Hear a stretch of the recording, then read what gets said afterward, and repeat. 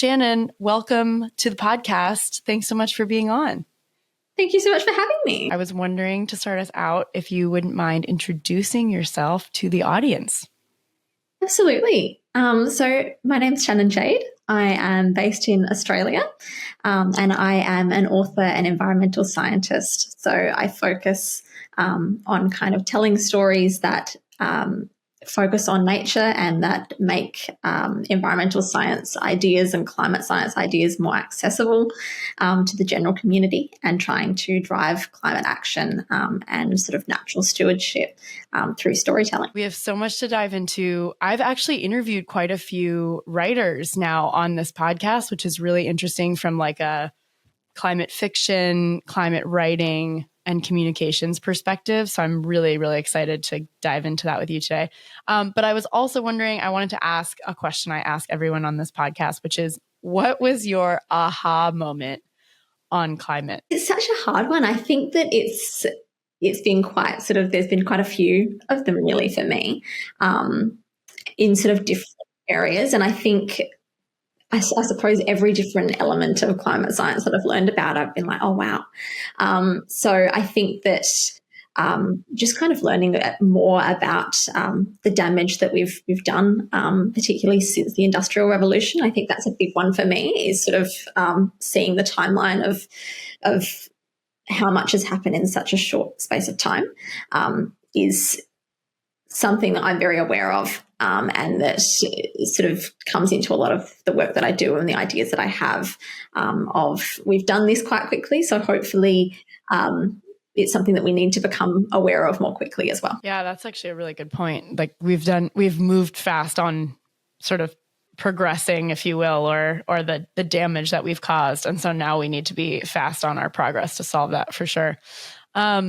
I'm curious to hear. So I actually don't know the answer to this, but if and did you grow up in Australia and you're there now, you're based there, and curious though, like if you could tell me just a little bit about your upbringing and your childhood and where you grew up, and then how, if at all, that connection to nature played into your childhood and growing up. Yeah, definitely. I think I am from Australia. I've been in Australia my whole life. I grew up in Australia though, so I now live in Melbourne, which is quite different from a climate point of view. We have very much the four seasons in the day kind of. It's a bit cooler here, whereas I grew up in Perth, which is very hot. I mean, we have quite violent storms, but it's quite dry in the summer, and there's a lot of drought. There's a lot of bushfires, particularly these days, and I think that that's something that I'm very aware of, is that even just in my lifetime, and, you know, I'm quite young, but in my lifetime I can see how much it has changed and how many more bushfires we're experiencing, how many more drought conditions we're experiencing, and how much earlier in the season those things happen as well. I can remember growing up and not having the level of sort of evacuations and preparedness for disasters that young people have to have growing up in the same places now. Absolutely. And like you see the changes that undertakes over time, you know, like people being more prepared or people having plans. That's something I feel like we're seeing. I literally just before this, I was like looking at something that was on my phone on a reel that said, I guess it's Tehran in Iran might have to be evacuated due to drought. And I'm like, just thinking through the things that we never thought we'd have to deal with. Like we never thought or maybe people listening to this will be like, we always knew we had to deal with this. But the immediacy of climate impacts right now, I think, are just upon us. And not to dwell on negatives, but I do think that there's a real alarm to like what we're experiencing in this very moment right now. On that, okay, so you have this really cool blend of environmental science and creativity. And I was curious if you could like take us through then from your growing up in Australia to then your studies, and like what kind of prompted you to go down this path, and then like when creative writing maybe came in there. Like talk a little bit more about your environmental science background, because it's so cool. Yeah, so I mean, for me, I think I did things kind of backwards, to be honest. I came out of high school and I went straight into creative writing, and I did an undergraduate degree in arts and writing, and sort of publishing side of things. And I think I did what a lot of young women do, was I didn't think that I could cope with doing something that was more STEM based, and so I immediately sort of went into that art side. And I always had an awareness that I was very interested and passionate about environmental issues. But I didn't really know how to be a greater part of that. And it was only sort of as I sort of had done my undergraduate degree, and I knew I wanted to continue studying, but I wanted to broaden sort of my awareness, and I wanted to tell stories that meant something and that did some good. And I was very much already sort of telling stories that had a climate or an environmental basis. And I thought, well, I want to know what I'm talking about. So I decided to go back and do my master's degree in environmental science. So it's sort of been a little bit the opposite of what you'd expect, but it's definitely been such a valuable experience, just going back and learning, so that I can translate that education into something that more people can learn about as well. Yeah, that is really interesting. I heard, I don't know if you're familiar with Dr. Ayanna Elizabeth Johnson. I feel like I reference her all the time, but she was someone that said that, she does have her PhD. She is a doctor in marine biology, I believe. But she said to I think it was an advisor, like, I want to, she sort of said, this is what I want to do. I want to do policy communications. I want to bridge the gap between policymakers and scientists. And the advisor said, you want to know enough to be dangerous. Like, but you don't want to maybe be you're not going to maybe go be a marine biologist. Well, she is a marine biologist, but my point is she went on to be a policy communicator, a science communicator. And we need all of you. Like, we need all of us. We need everyone at the table to bring our skills. And I think it's really cool where you have the creative writing skill grounded now in science. And I know that, of course, it's, that is not to say that like science is the only way forward, but of course, to understand what's happening to us climate wise, it's very interesting to have that grounding.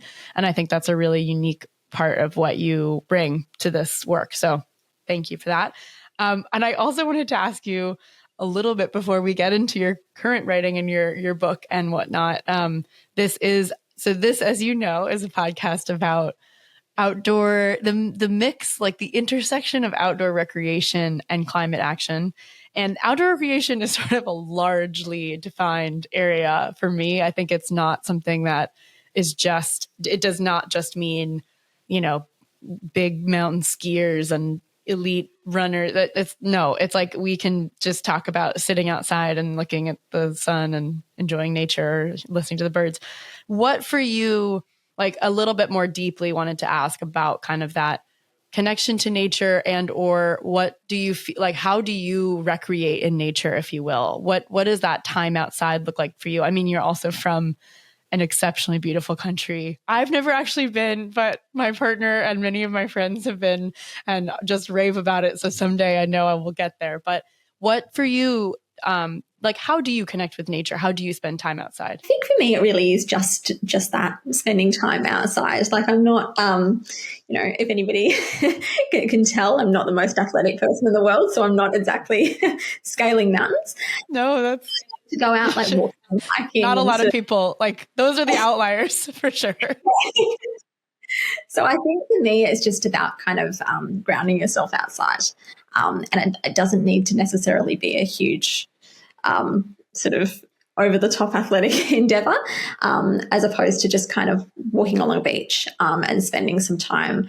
And one of the things, just being lucky enough to live in Australia, we have such diversity in the ecosystems that we have access to on our doorstep. So I love getting to kind of go out and explore different places and different kinds of environments, which is just such a privilege of living here, where we have so many places to choose from. I know, truly. And so many sports, like so many ways to engage in connecting with nature, which is so cool.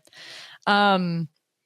Okay. So I'm curious to ask you a little bit more about your writing. And I don't know, is this your first book, or maybe It not your is, first yeah. book, but talk about A Song for the Earth a little bit. Yeah, tell us more about it.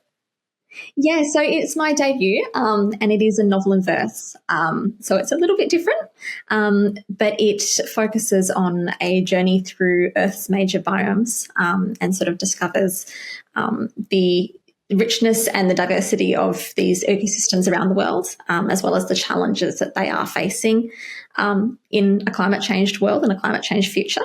And as the main character, January, kind of discovers these places and meets new people in them, she looks for ways to use her voice and her poetry skills to make a difference, and sort of begin a bit of a call to action that invites everybody to be part of driving positive change, in a hopeful way, as opposed to sort of a doom and gloom, it's all over kind of perspective. Yeah.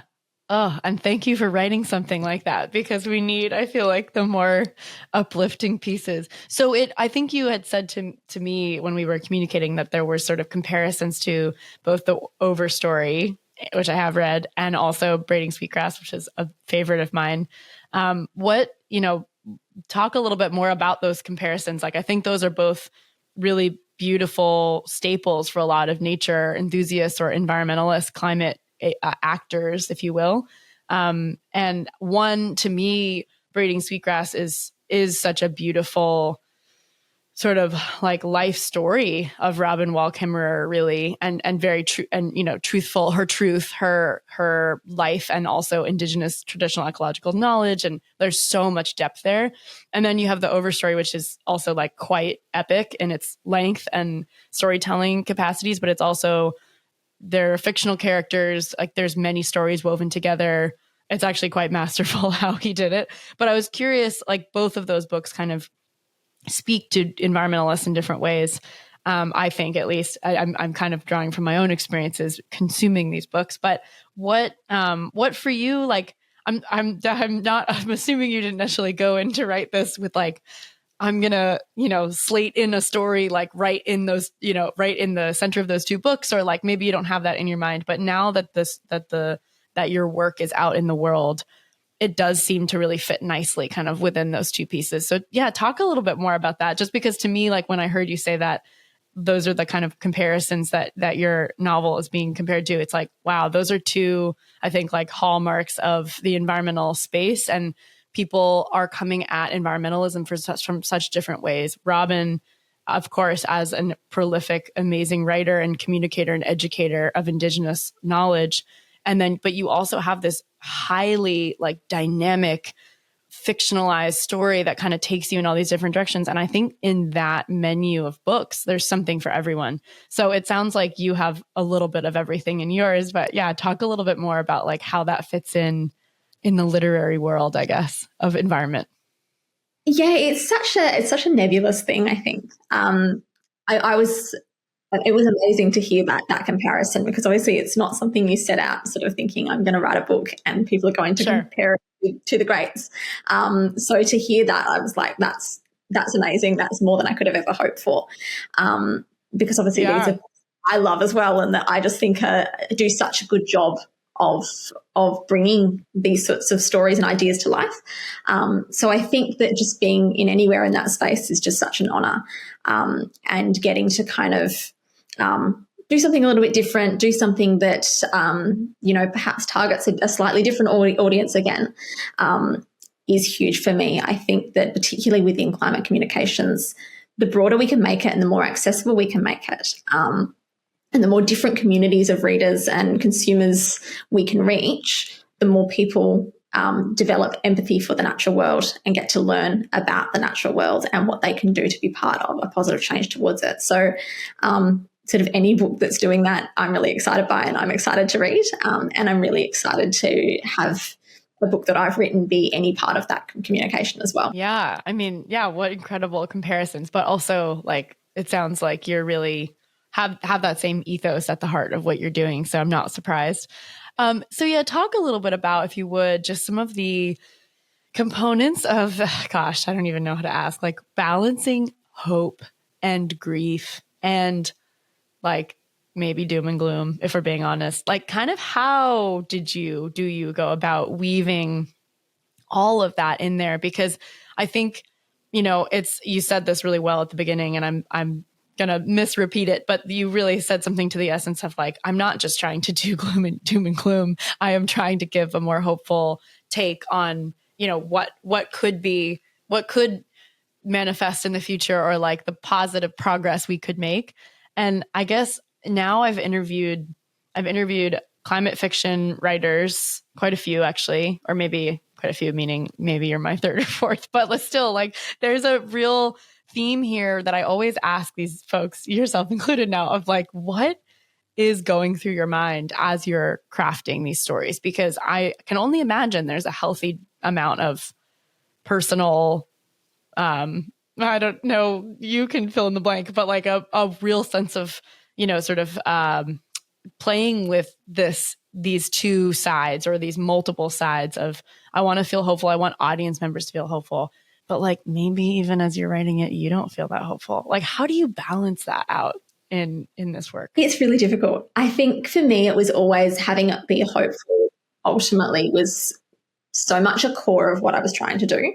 And I think that was a large part of why I did decide to write it in verse, because I think that having that sort of lyricism and having poetry lends itself to kind of appreciating the beauty of all of these places, and sort of the good as well. And I wanted to focus on the fact that, people are making steps towards positive change. There are people who are really putting up a really positive fight for climate issues. And we see that all around us. It's just that we need more.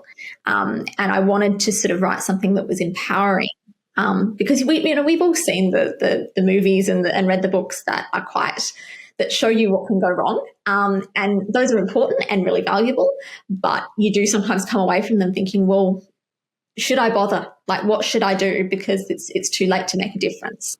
And I wanted to have something that said, there is still hope. There is still something you can do.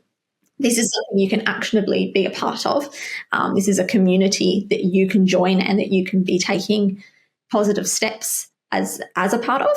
And it's not all over. It's not too late to make a difference. I didn't want people to kind of leave feeling disempowered. So while there are moments that January sort of is disempowered herself and is looking at the world and going, oh my goodness, there's nothing left we can do, I wanted to make sure that ultimately every section and the book as a whole, we were leaving on a note of it's worth fighting for, and these are the steps that we're going to take to fight for a more positive future. Wow.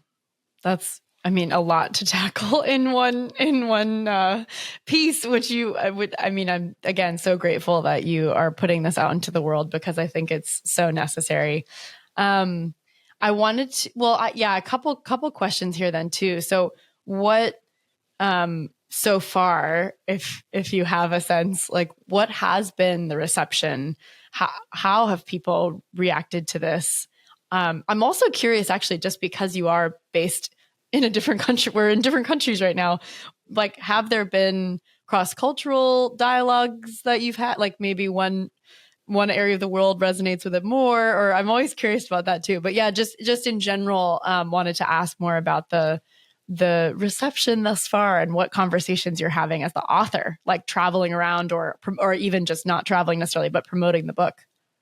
Yeah, it's been really positive, which has been amazing. I have noticed that it's been probably most popular in America, which is really interesting to me. I think that the most of my readers have been in the US, or certainly a large proportion, which has been really interesting to me as an Australian who's never travelled to America. But it's been very, I think that it does, like, the story travels so much, and January within the narrative itself is travelling the world. So it's not really geographically tied to any one place. It's quite broad, and I think that has been part of the reception as well, is that people have kind of been able to slot themselves into places they have seen or wanted to see or have a connection with. And certainly there are people who resonate more strongly with different biomes or specific parts of the book. And that's really interesting as well, is just getting to sort of hear what different people's experience of reading it is, and what it means for them once it sort of takes on a life of its own. Yeah. It is interesting too how people resonate or like have been to a place and then they're able to say, I see myself in that setting, or I've been there before. And so it resonates deeply. Have you been to all the places that you mentioned in the book, or no? Like, were Not you at writing all. from personal experience? Not at all. Wow. Yeah, no, living in Australia, it's so far away from everything as well. So I Totally. kind of have the opportunity to live vicariously through January's travel, I think. I mean, that's kind of a great way to do it. Also, by the way, you're welcome. You know, you don't need me to welcome you to the US, but anytime you want to come to the US, we'd love to have you, because it sounds like your readership is heavily here, which is really interesting too. Like, do you have a sense of the readership being a certain age group? I'm curious. I don't know if you get access to that kind of demographic information. Yeah, I mean, I think you don't necessarily get access to the actual stats on it. You can kind of get a sense just in terms of who are reaching out to you. And I find a lot of them are sort of young people between the ages of sort of 20 and 40. But there's been people who've been outliers as well. So, and it's sort of, it's been quite broad, both geographically and just in terms of the kind of people, which is great. It's amazing just to see it sort of, jump across the divides and sort of reach all kinds of different people from all walks of life. No, absolutely. That's what it sounded like. I was kind of curious what it was manifesting as. Also, it's important to note we're recording this during COP, which is happening right now, Conference of Parties in Brazil. And I think it's really interesting.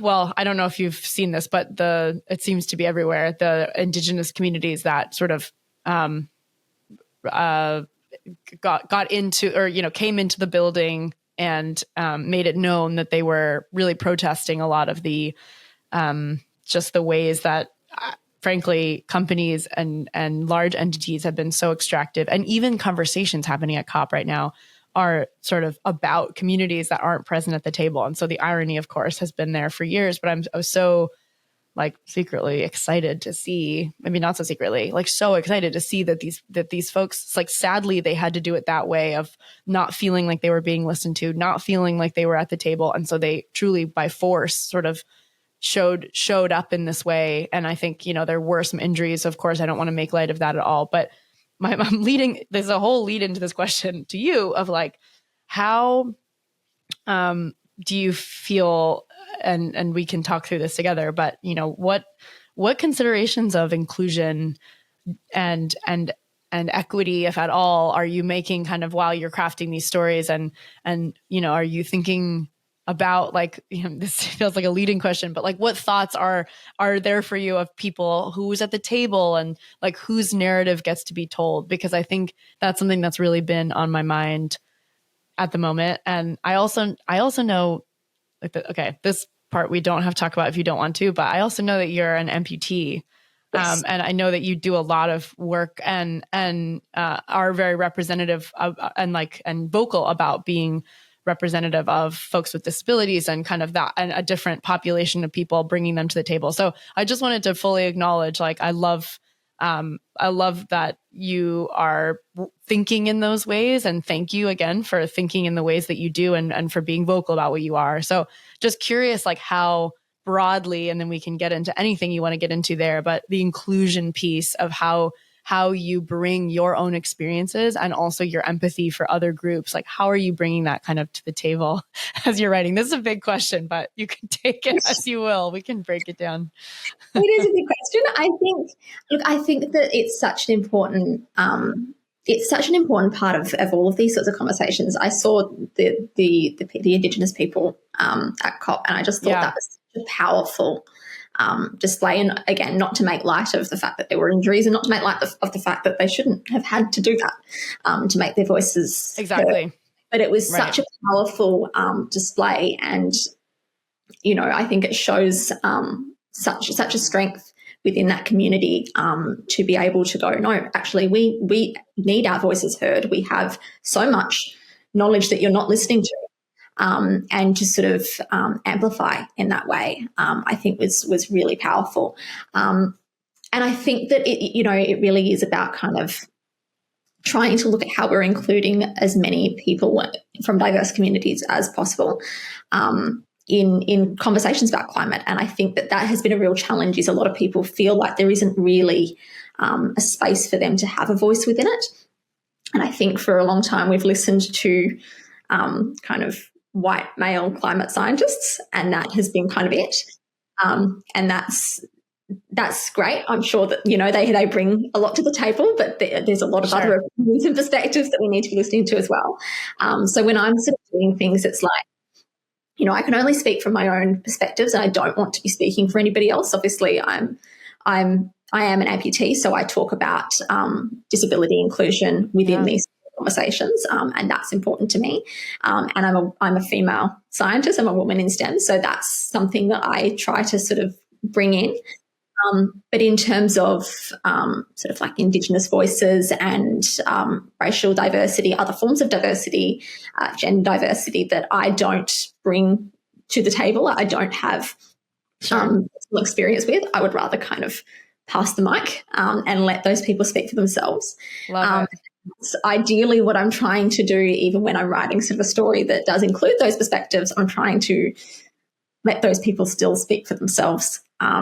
Because they know things that I don't know, because that's not my identity, and I can only speak for diversity that I have lived experience with, and to speak to the fact that we need to have more diversity that includes diverse voices for all forms of sort of backgrounds and ideas and ideologies, and we all need to be part of the conversation, and we need to look for ways that we can invite people to join the conversations in ways that they possibly haven't had access to before. Absolutely. No, and thank you. That was a huge question. So thank you for going through that with me. I mean, I think I really appreciate your perspective on passing the mic. And I think it's something that I have another podcast entirely with a very good friend of mine, a co-host situation where we talk about the lack of diversity in the outdoor industry and outdoor recreation space. And I'm a white woman talking about this with her as a Black woman. And we have this interracial dialogue on purpose,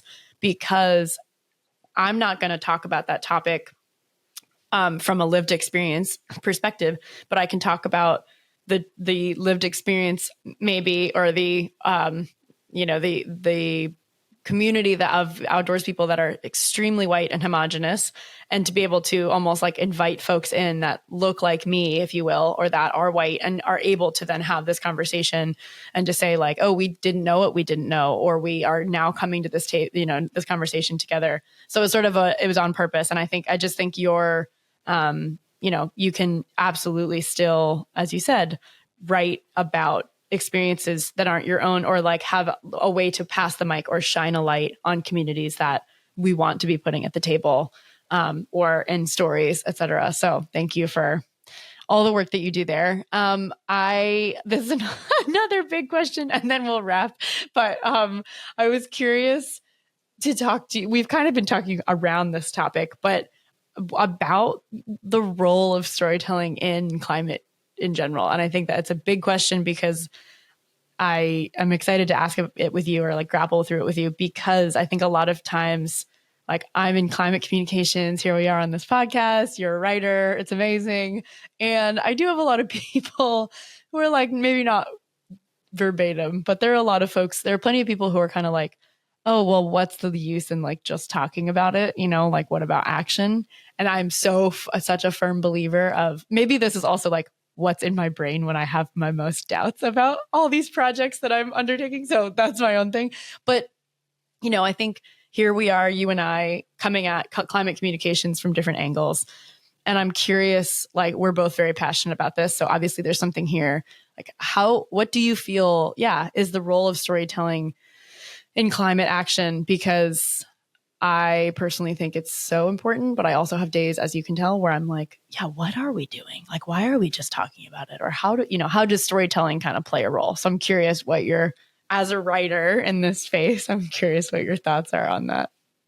Yeah, I think for me that the core of it is that by telling stories, we drive empathy. And I think that if you can't access an idea, if you can't learn about something in a way that feels engaging to you, you've got no reason to care. And then you've kind of got these things happening, but why should you care about climate issues that potentially aren't actually affecting you particularly heavily at this stage? They are going to affect the next generation on, or they're affecting people in a less developed nation more than they are in your sort of privileged environment at this stage. And I think only by sort of having stories that allow us to connect with people who we perhaps wouldn't have the opportunity to connect with, and ideas and experiences that we otherwise wouldn't have access to, we can sort of drive that sense of empathy, and sort of that connection with the ideas, that makes people want to stand up and take notice and make a difference. And I also think that storytelling is such an important way of kind of simplifying those ideas, streamlining them in a way that they are more accessible more broadly, and that they're part of the social narrative that we're sort of living within. And when they become part of, social structures, they become more easily part of political structures as well. Because our politicians can see that this is what we're lobbying for. They can see that this is the thing. And as well, like businesses, I just think, particularly we live in a very capitalistic society. The more people who care about sustainability in the businesses and the products that they're buying, the more that businesses have a reason to go, okay, maybe actually we need to not make this out of plastic. We need to think about more sustainable and ethical ways of doing this. So I think that by telling stories, and by making that part of the public narrative, we sort of give credence to those ideas being more popularized. And the more popularized they are, the more that we sort of demand them of the businesses we buy from, the politicians who lead us, and the people who have a power to make, larger scale difference. Yeah, it's the mainstreaming of culture and, putting climate references into mainstream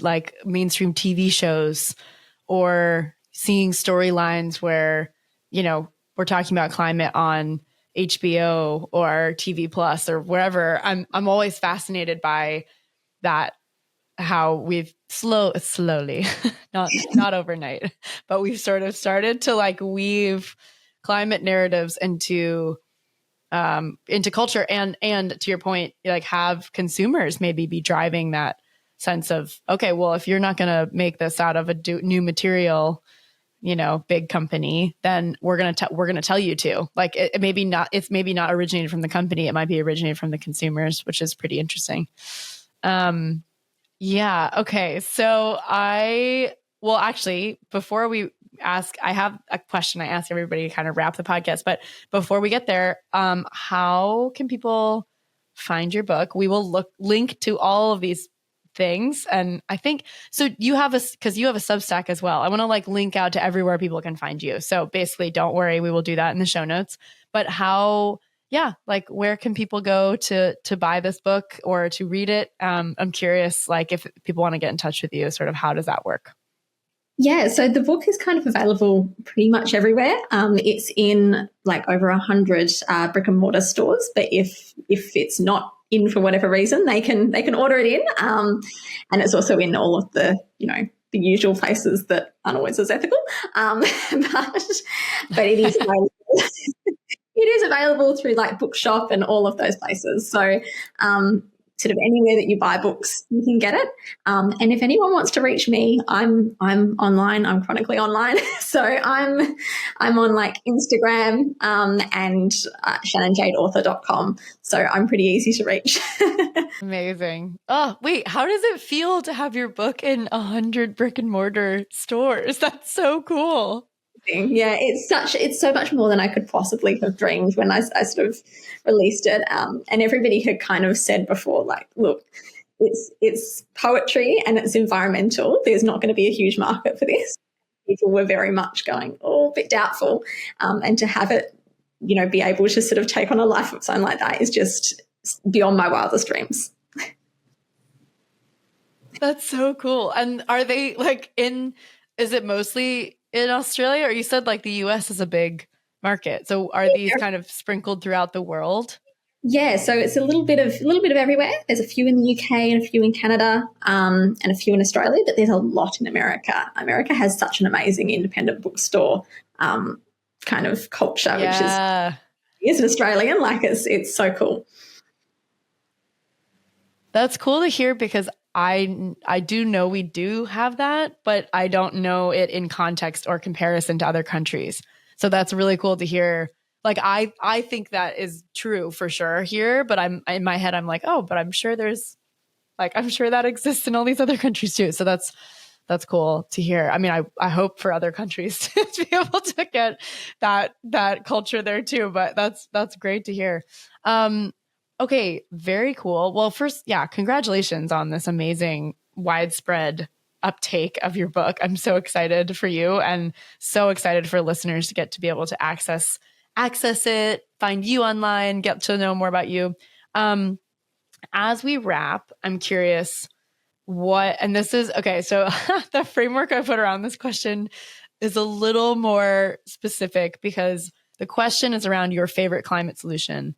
And I ask it as, what is your favorite climate solution that is not your own? So in this case, I would say if you can not use or reference climate storytelling as a solution, which is a very cool solution. So I know we both know that. But like outside of kind of writing, poetry, your day to day, what would you say is a climate solution or environmental solution that you're really excited about? It can also just be like right now. It doesn't have to be your favorite of all time, but yeah, what is exciting you today about that? I would say I'm really excited about bioremediation strategies. That's something I do a lot of research on, and I did my master's thesis on sunflowers as phytoremediators, which I just find it so interesting, and the way that we can kind of use the earth to kind of heal itself, use plants to be part of remediating pollution that we've done, whether that's, actual heavy metals in soils or whether that's things like carbon capture and sequestration. I just find it so interesting that there are so many opportunities there that are completely untapped, and that we have so much further we can go into kind of harnessing the power of plants to heal some of the damage that we've done. That's so cool. Wait, what is the full word that you're saying? Bioremediation. Mediation. Okay. I was like, I didn't know if I heard phyto in there. And that was my connection. Bioremediation. So, okay. So these are like both, as you said, like soil kind of like both carbon. So carbon capture falls under this, but also so does like soil health and all these different components. What are some other examples of this that are like in your thesis research that you found you were like, these are so cool? Yeah, so I really focused on sunflowers, which was amazing. Just kind of seeing what they can do in like planting sunflowers. Sunflowers are such strong remediators, and they can, particularly they've been studied on like heavy metals, and there's been sort of a little was like pesticides and things like that. But there have already been projects.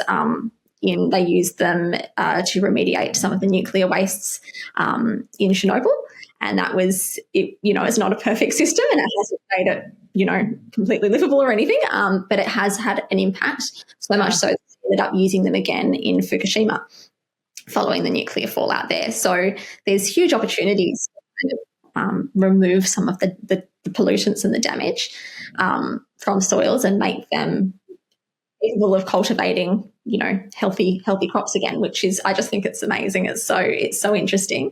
And there's so much more we could do with that information. Yeah, this is so cool. I'm excited to link to this too, because as much as I know of the like nature-based solutions, carbon drawdown, carbon sequestration, this is kind of expanding my mind around what are the solutions like sunflowers. I have never even thought of that. That's very cool. So I will find a little more. If you have links, you can send them to me, but also I will link to whatever I can find on it, because this is always the fun part of the conversation where you're like, tell me something that maybe no one's heard about. And now we get to all geek out on together as a new solution. It's very cool. Shannon, thank you so much. This was so fun to chat and to get to meet you. And I'm really excited to get to share your poetry, your work, or your novel in verse. I love saying it like that too. With everyone, because I think, again, as I've started to delve into like, I didn't understand that I was doing this with this podcast, but I have now again interviewed quite a few climate writers, and it's been really fun to get to talk to all of you about that balance of hope, or sort of the, you know, the realities of the situation, communicating science, but also kind of galvanizing folks to take action. So thank you for the work that you do, and thanks for spending time with me. Thank you so much for having me.